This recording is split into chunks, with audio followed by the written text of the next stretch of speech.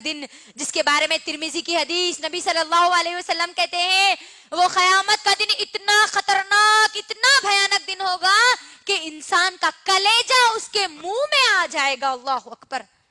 वो दिन अगर सिर्फ किसी को अगर खुशी होगी, किसी को सुकून मिलेगा, तो उन्हीं को मिलेगा जिनको अल्लाह अपनी रहमत के साए में जगह दे दे। तो उस रहमत के साए में उन लोगों को जगह मिलेगी जो दुनिया में अपने नमाजों की फिक्र करते हैं। अल्लाह अकबर। फजर पढ़ लिए तो उन्होंने ज़हर की फिक्र में लगे हुए रहते हैं कि मुझे ज़हर की नमाज अदा करना है, मुझे ज़हर की नमाज अदा करना है। ज़हर अदा कर लिए तो असर की फिक्र लगी हुई रहती, असर पढ़ लिए तो मगरिब की फिक्र लगी हुई रहती, मगरिब पढ़ लिए तो इशा की फिक्र लगी हुई रहती।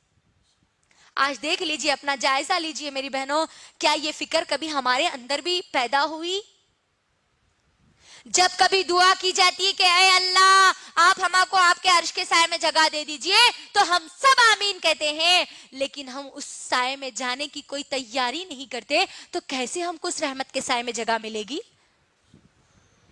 कभी एक दिन भी हमारे अंदर ये फिक्र पैदा हुई कि अल्लाह आपने हमारे ऊपर नमाजों को फर्ज किया है और मैंने फजर की नमाज अदा कर ली, अब मुझे ज़ोहर की नमाज अदा करना है।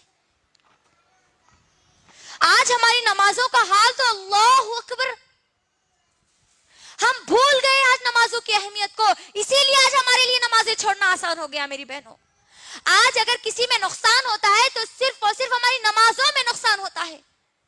देख लीजिए आप, अगर हम बाहर अगर कभी शॉपिंग को जाते हैं मेरी बहनों, तो शॉपिंग तो हम बराबर पूरी करते हैं, लेकिन अगर किसी चीज को छोड़ते हैं तो हम सिर्फ नमाजों को छोड़ते हैं। घर में कोई मेहमान आते हैं तो मेहमान की मेहमान नवाजी तो पूरी की जाती है, लेकिन अगर कोई चीज को छोड़ते हैं तो हम वो नमाजों को छोड़ते हैं। तिजारत अगर हमारे मर्द अगर कर रहे हैं, वो तिजारत तो बराबर पूरी करते हैं, उसकी फिक्र तो उनको पूरी होती है, उसका पूरा फायदा उठाते हैं। अगर किसी चीज को नुकसान होता है तो सिर्फ और सिर्फ हमारी नमाजों को होता है।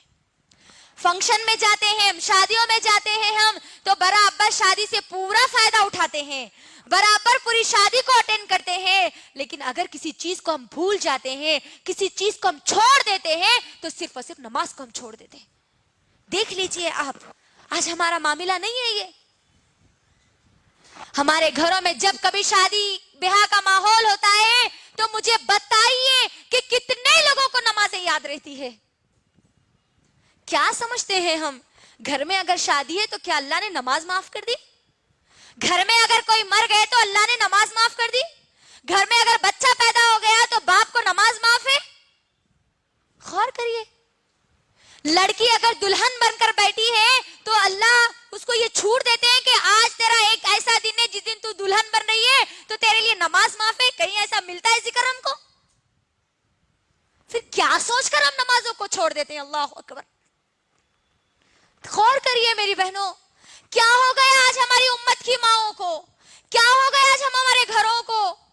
आज हमारे घर बेनमाजियों की तरह नजर आते हैं। फजर के वक्त अगर मुसलमान मोहल्लों को देखा गया तो वो वीरान नजर आते हैं। अल्लाह अकबर। फजर के वक्त हमारे पूरे घर के दरवाजे बंद होते हैं। फजर की नमाज के लिए खास तौर पर मेरी माँ और बहनों, मस्जिदों को आप गौर करिए, जुमा की नमाज के लिए जितनी मस्जिदें भर जाती है, फजर की नमाज में एक सफ भी आपको नजर नहीं आती।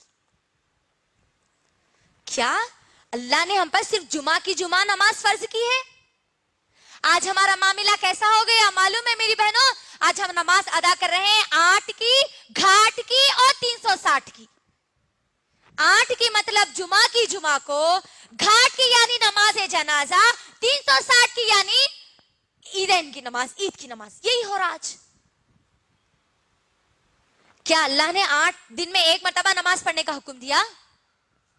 अल्लाह अकबर। मेरी बहनों, हमको यहाँ पर गौर करने वाली बात है, मुअज्जिन एक दिन में 5 बार हमको बुलाता है।